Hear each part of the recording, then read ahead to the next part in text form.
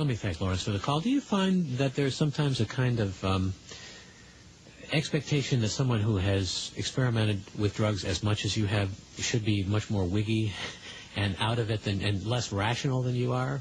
Or that you should be ravaged by these drugs? Yes, well, my public image, I think, is as a kind of wild man halfway between William Burroughs and Tim Leary. But that's not who you are. No, it's not who I am at all. I'm somewhat stodgy, Irish scholar.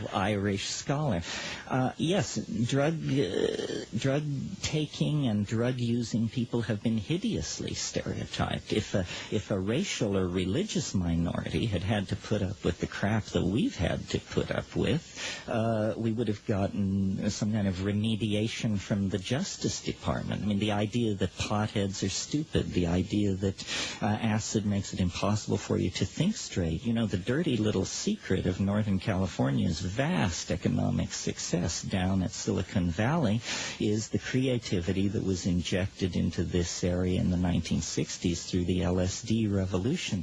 In many, many significant cases, but you do see the same people. People who are wigged out as a result of, I mean, like you say, it's individual cases perhaps, but you see them, and you see people who use marijuana chronically who seem to slow down. I mean, I've seen it. It's an evolution or a trajectory that I've seen all too frequently with people who are very heavy pot users. Well, you see it with alcohol. You see it with tobacco. Life is not user safe.